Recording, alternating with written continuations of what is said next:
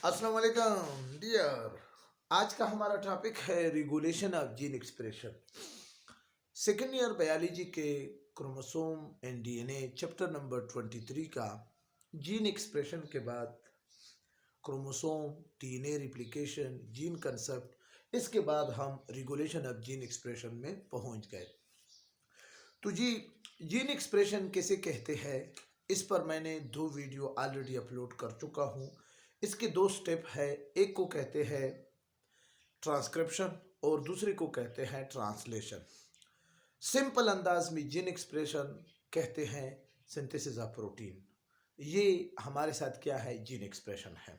अब जी, रेगुलेशन का क्या मतलब है? रेगुलेशन का मतलब है रेगुलरिटी, यानी बाकायदगी से। मिसाल के तौर पर हमारा डियर स्टूडेंट, आप जानते हैं कि आप स्कूल को जा रहे हो तो आपके मुतालिक सर का, आपके टीचर का क्या कमेंट्स होंगे? वो कहेगा कि ये रेगुलर है। जो स्टूडेंट कभी आता है और कभी नहीं आता तो उसके बारे में वो क्या कहेगा कि ये रेगुलर नहीं है। या इस यहाँ पर जीन एक्सप्रेशन रेगुलेशन का ये कंसेप्ट है कि कभी जीन स्विच ऑन होगा और कभी स्विच ऑफ होगा। आपको पता है कि जीन हमारे बॉडी के अंदर एक एक कैरेक्टर को कंट्रोल करते हैं, उसके लिए प्रोटीन पैदा करके उस कैरेक्टर को एक्सप्रेस करते हैं।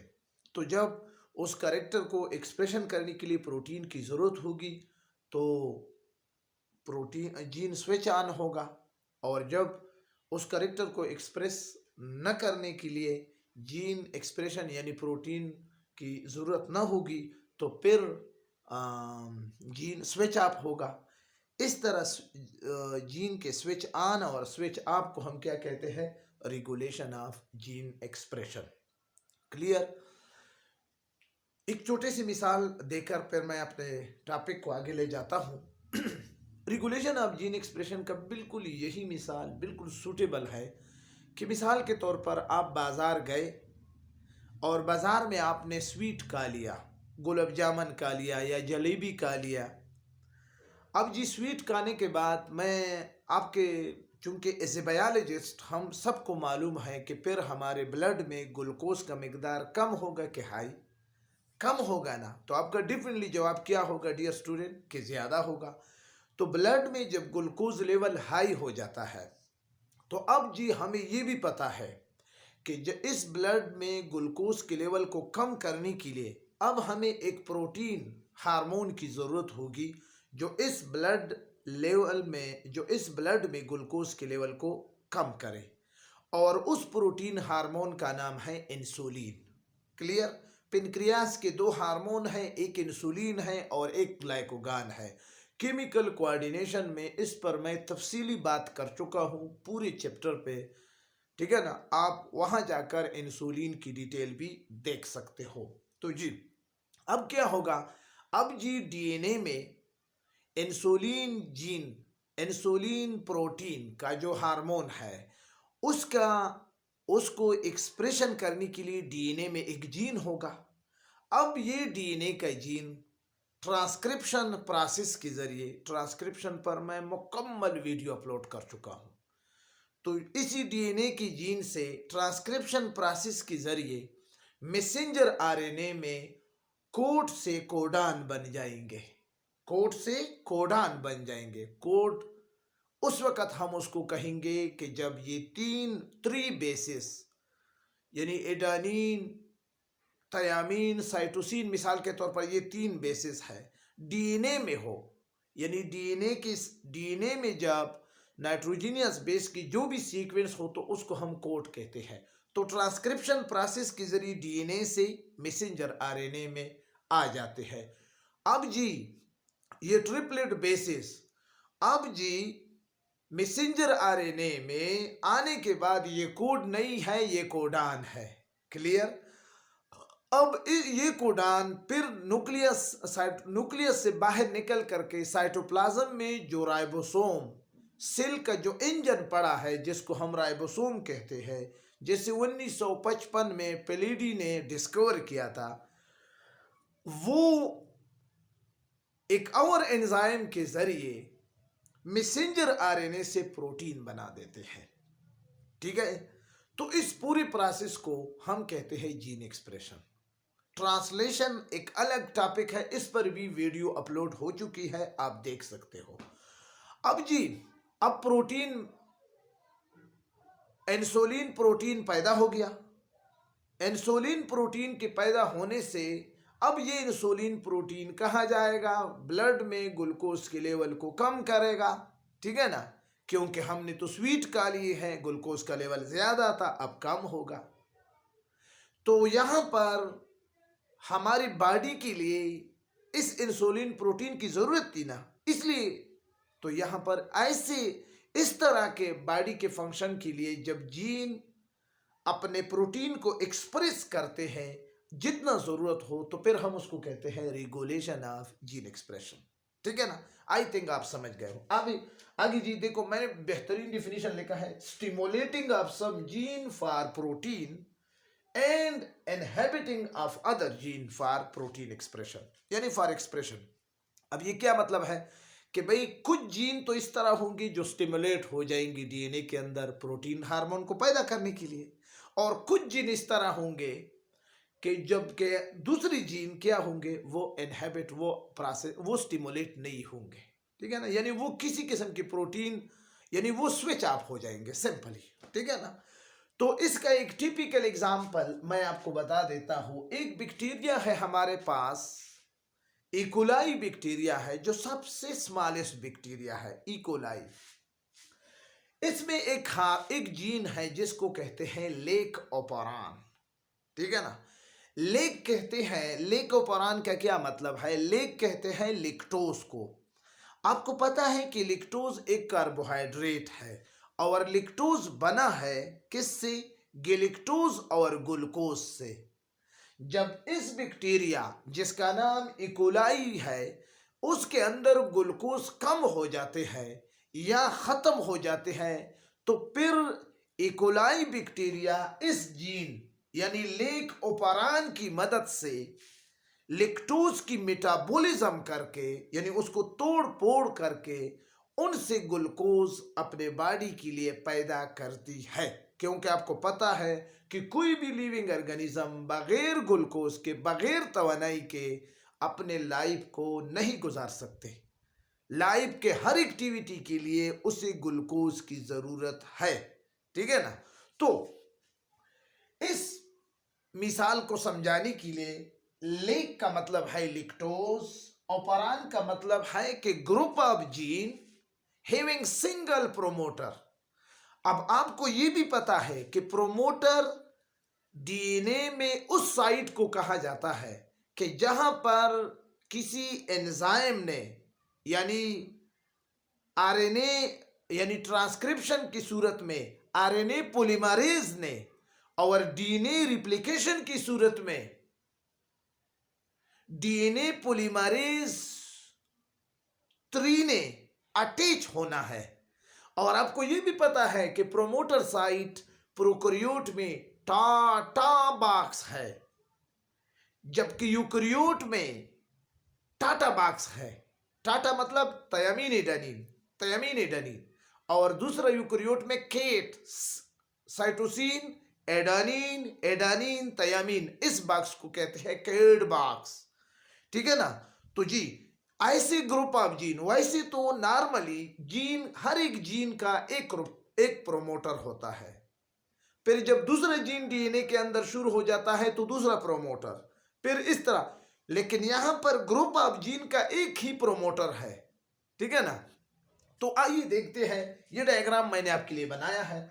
ये हमारे साथ है पी, पी का मतलब है प्रोमोटर, यानी ये प्रोमोटर, इसका काम, ये प्रोमोटर वो चीज है जिसने किसी एंजाइम को, आरएनए पॉलीमरेज को या किसी एंजाइम को जीन एक्सप्रेशन में अटैच करना है। अगर जीन एक्सप्रेशन का आप नाम लेंगे तो फिर आरएनए पॉलीमरेज सुटेबल एंजाइम है, उसने अटैच करना है। दूसरा है आई, इसको हम कहते हैं जब इसके साथ प्रोमोटर इस आई जीन के साथ अटैच होकर क्या करता है, तो इससे इस, यानी ये अब डीएनए में है, ठीक है ना, तो ये प्रोमोटर आरएनए पॉलीमरेज को यहां पर अटैच करने के बाद इस आई जीन के साथ, तो वहां पर क्या हो जाता है, मैसेंजर आरएनए बन जाती है, ठीक है ना। ये जब इस प्रोसेस को आप लाजमी तौर पर ट्रांसक्रिप्शन की वीडियो आप लाजमी देखेंगे फिर समझेंगे।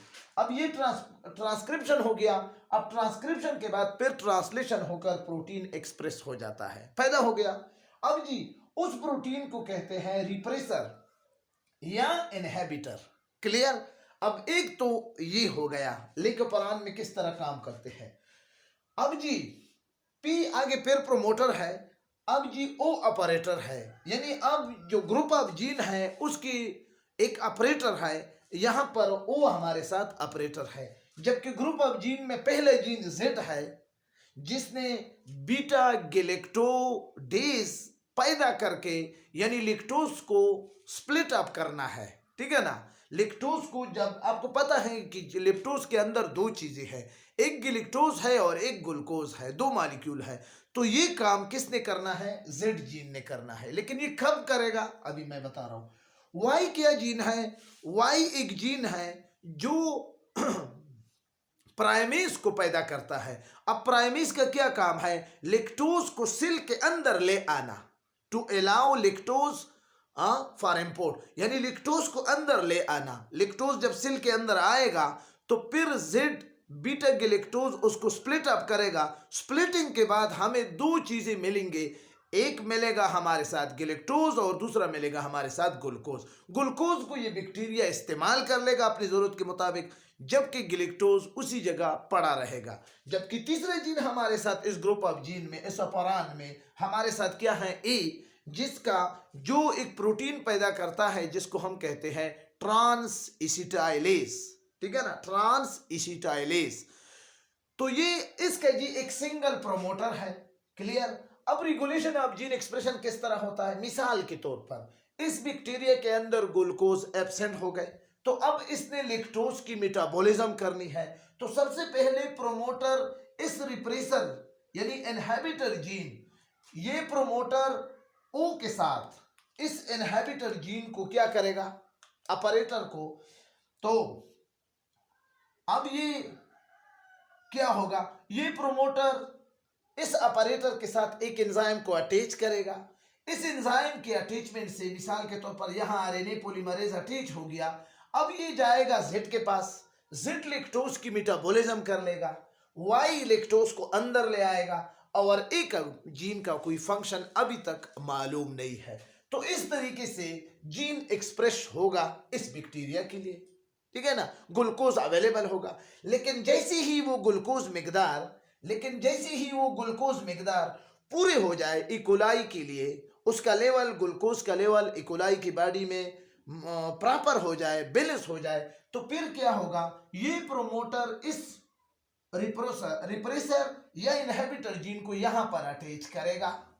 ठीक है ना।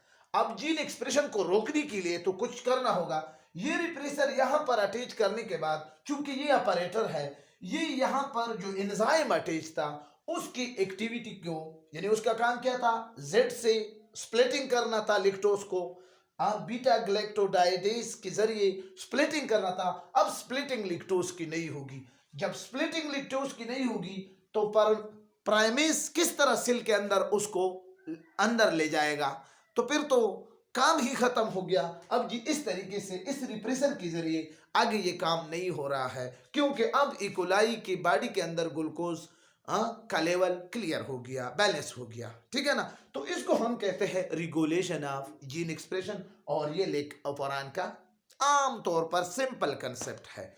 अब जी रेगुलेशन ऑफ जीन एक्सप्रेशन हमारे साथ इसके दो टाइप है, एक positive regulation of gene expression है और एक negative regulation of gene expression है।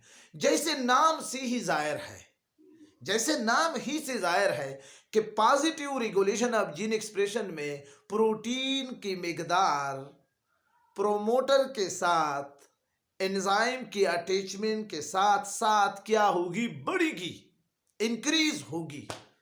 यानी when the amount of gene expression is increase, ठीक है ना, तो फिर हम इसको कहते हैं कि ये positive regulation of gene expression है।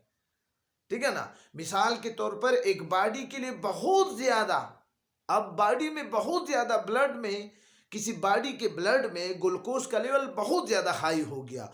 अब suddenly regulation of gene expression protein insulin को बहुत ज्यादा मिकदार में और बहुत ज्यादा तेजी में पैदा करने की कोशिश करेगा।